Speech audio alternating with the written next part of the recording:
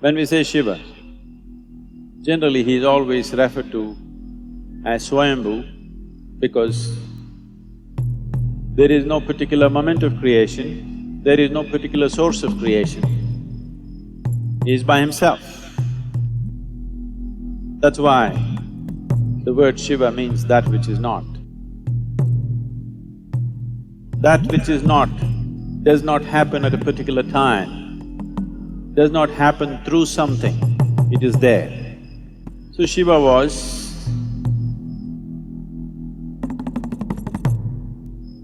the creator.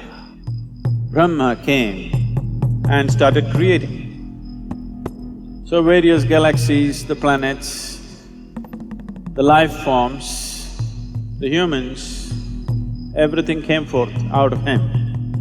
Creation got into its grind of movement and Shiva, who was still, opened his eyes and started looking at the creation. As he observed the creation, he saw people were going through all kinds of struggles, pains, miseries, agony, various levels. Here and there was little bit of pleasure and joy. So when he saw this, he did not like the creation.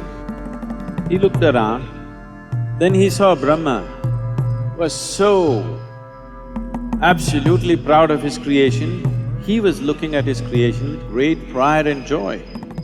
Then he found two eyes were not enough, so he popped one more head to look at this side, he didn't want to miss anything. Then he popped one more and one more. Then he popped a fifth head, like a crown for his pride, not to look at anything in particular, just to crown himself with an extra head. When Shiva saw that this Brahma is so gloating about such a miserable creation, he got mad. He attacked Brahma and plucked his fifth head out. Now he has only four, you know. Brahma screamed in pain and said, "Why are you doing this to me?" Then Shiva said, "Are you not ashamed of this creation that you have done? Everybody is suffering, people are going through all kinds of struggles. People are going through all kinds of miseries and pain and agony."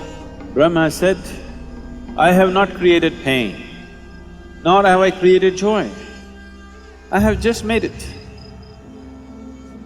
It is up to them how they go through this. It is in their mind." Then Shiva said, "Who created the mind? That is also your creation." Brahma said, "The mind has no attributes of its own, it is just there. People can make joy out of it or misery out of it. People can make agony out of it or ecstasy out of it, it's left to them." Then Shiva sat down and looked at the creation very carefully, observed every creature, and then he wanted to know his own mind. So he closed his eyes and started looking at the nature of his own creation, his own mind. And when he realized, when his realization came to a certain absoluteness that actually creation is without attribute, each individual can make whatever he wants. The mind is attributeless. So when he realized this, then he became so ecstatic that he jumped and danced. He danced wildly out of his joy and ecstasy.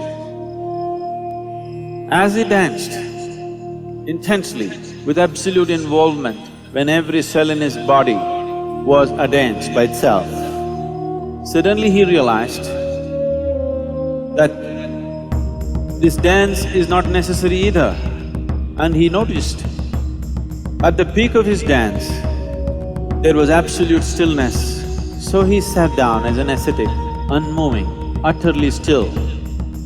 They say that stillness happened on this day, on the Mahashivaratri night is when it happened. From intensity of ecstasy to absolute annihilation and stillness, these two things he went on alternating. This is the imagery that you see. Sometimes he's dancing and exuberant, sometimes he's utterly still as if nothing exists. When we say Shiva is the destroyer, it is not about destroying the world, it's about destroying your world.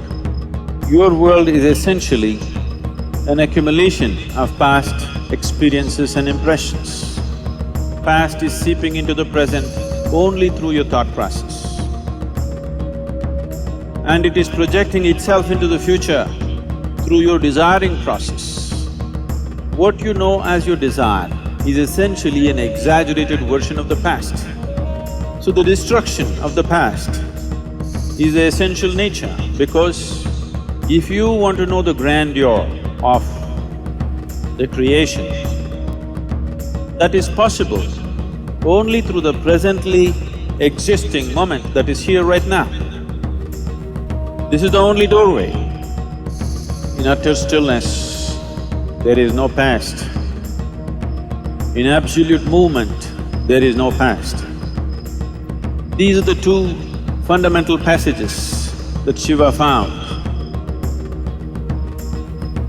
to give access to that which is creation and the source of creation.